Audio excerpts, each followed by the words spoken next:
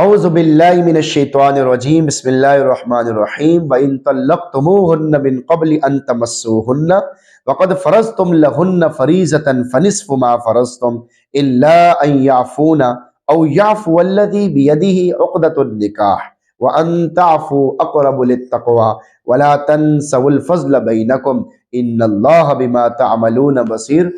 سورۃ البقرہ آیت نمبر 237۔ چھونے سے پہلے طلاق کی ایک دوسری صورت، وَإِن طَلَّقْتُمُوهُنَّ مِن قَبْلِ أَن تَمَسُّوهُنَّ، اور اگر تم نے انہیں چھونے سے پہلے ہی طلاق دی ہو، یعنی صحبت یا خلوت صحیحہ سے پہلے ہی طلاق دے دی ہو، وَقَدْ فَرَضْتُمْ لَهُنَّ فَرِيضَةً، جبکہ تم ان کے لیے کچھ مہر بھی مقرر کر چکے ہو، فَنِصْفُ مَا فَرَضْتُمْ، تو جتنا مقرر کیا تھا اس کا آدھا دینا ہوگا، إِلَّا أَن يَعْفُونَ، مگر یہ کہ وہ عورتیں معاف کر دیں، یعنی عورتیں اپنے حصے کا آدھا مہر بھی معاف کر دیں اور اپنے شوہروں سے مطالبہ نہ کریں۔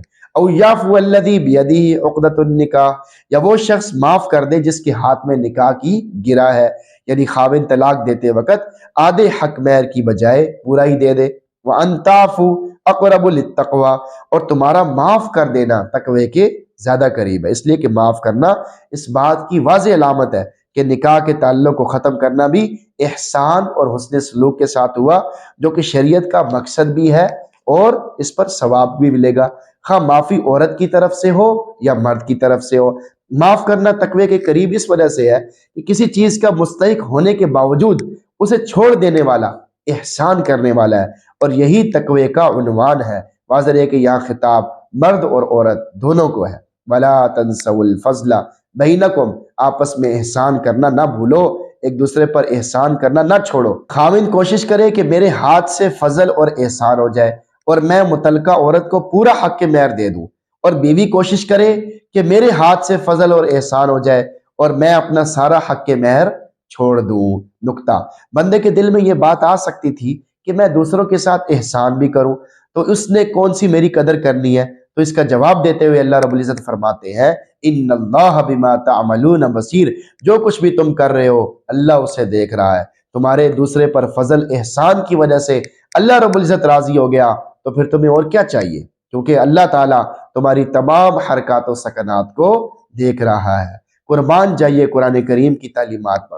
قرآن نے طلاق کے مسائل ذکر کر کے دونوں فریقوں کو آپس میں احسان و مہربانی کرنے کی دعوت دی ہے، تاکہ طلاق آپس میں دو خاندانوں کی عداوت و دشمنی اور قطع تعلق کا سبب نہ بن جائے۔ طلاق اور جدائی کے موقع پر بھی آپس میں اچھے سلوک کی دعوت دینا قرآن ہی کی شان ہے۔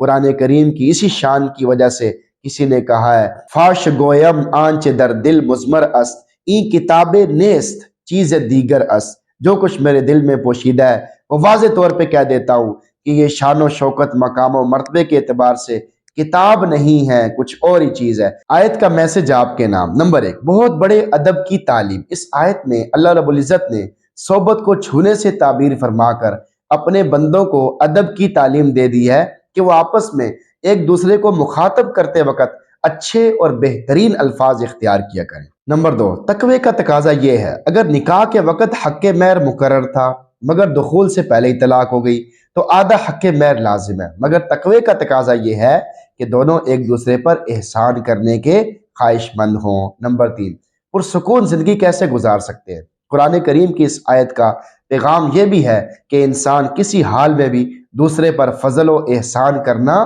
نہ چھوڑے، تاکہ مسلمانوں کی آپس میں محبت، الفت، سکون، سکھ قائم رہے۔ پس جو آدمی سکون کا متلاشی ہے، تلاش کرنے والا ہے، اسے چاہیے آیت کریمہ کے اس چھوٹے سے حصے پہ عمل کر لے، وَلَا تَنْسَوُا الْفَضْلَ بَيْنَكُمْ، اللہ رب العزت اس کی زندگی کو پرسکون کر دیں گے کہ آپس میں احسان کرنا، فضل کرنا نہ بھولو، کرتے رہو، دوسروں پر مہربانیاں کرتے رہو، شفقت کرتے رہو۔ ہر آدمی کی نیت ہو کہ میں دوسرے کو فائدہ پہنچاؤں، دوسرے کے لیے خیر کا باعث بنوں۔ خیر الناس من ينفع الناس، لوگوں میں سے بہترین آدمی وہ ہے جو لوگوں کو فائدہ پہنچائے۔